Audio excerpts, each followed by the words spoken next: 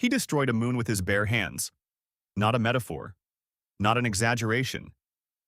He punched the moon hard enough to shatter it into pieces that are still visible in the night sky today. Today, we are settling this once and for all.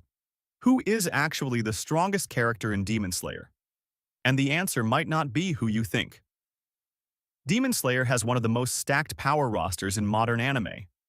Hashira, with centuries of refined breathing techniques. Upper Moon demons who reshape reality around them in combat. And at the very top, beings whose power genuinely breaks the laws of physics within the story. Ranking strength in this series is not simple, because power here comes from completely different systems. Demon biology, breath techniques, blood demon arts. Each one scales differently, so let's go category by category and build up to the single strongest character in the entire series. Tier: the strongest Hashira. Let's start with the humans. Among the Hashira, the clear answer is Gyomei Himejima, the stone Hashira. Gyomei possesses the single most physically powerful base body in the entire Demon Slayer core. His raw strength alone surpasses every other Hashira.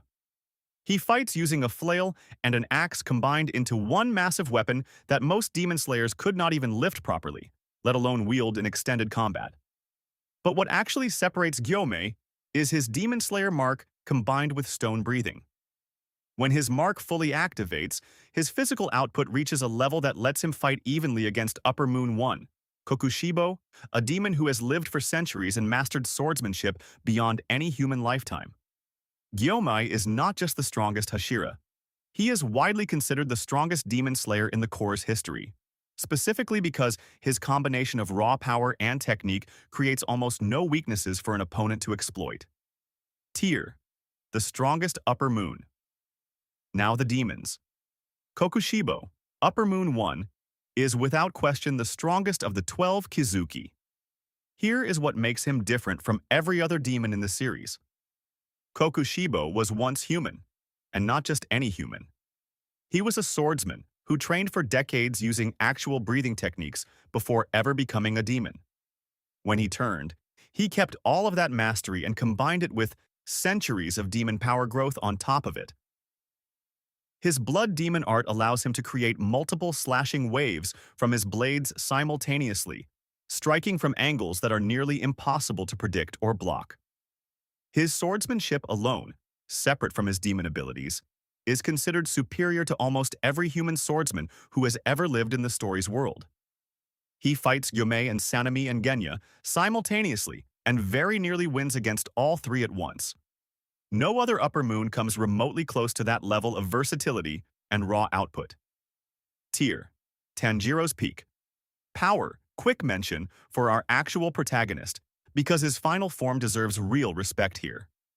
After awakening the Demon Slayer mark and gaining sun breathing, along with a temporary demonized transformation near the very end of the series, Tanjiro reaches a power level that lets him fight evenly with Muzan himself for a sustained period. That is not a small accomplishment. But it is important to note this peak form is temporary, situational, and significantly below where the true top tier of this series operates consistently. Tanjiro is exceptional. He is not the strongest. The top. Muzan Kibutsuji, which brings us to Muzan. Muzan Kibutsuji is the original demon. Every other demon in the series exists because of blood he personally distributed. His body regenerates from almost any injury instantly. He can absorb other demons to grow stronger in real time during combat. His blood demon arts allow him to manipulate his own body shape, generate poisonous blood mist, and adapt his fighting style mid-battle based on whatever is currently hurting him. During the final battle, it takes the combined effort of every surviving Hashira, Tanjiro, multiple sun-breathing techniques, sunlight exposure, and wisteria poison working together simultaneously just to bring him down. And even then he nearly wins by infecting Tanjiro with his own blood at the very last second. No single character in the series, not Gyomei, not Kokushibo, not Tanjiro at his peak, can defeat Muzan alone. He requires the combined effort of the strongest demon slayers in history working together under perfect conditions. That makes him the strongest character in the main story by a clear margin.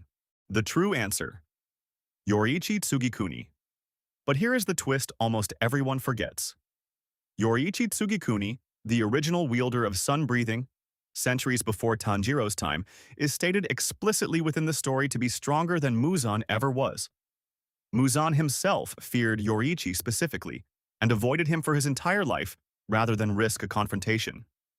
Yoriichi's combat ability was so far beyond every other human in history that he is the reason the moon has a crack in it, striking with such overwhelming force during training that the shockwave from his attack visibly damaged the moon itself. He never appears in a real fight on screen at full power because nobody in the present timeline could survive engaging him. He exists purely as the benchmark every other character in the series is measured against. Yoriichi Tsugikuni is the strongest character in Demon Slayer. Full stop. So there's your full breakdown. Guillaume, the strongest human. Kokushibo, the strongest demon. Muzan, the strongest in the present story. And Yoriichi, the strongest character period. Do you agree with this ranking? Drop your pick in the comments.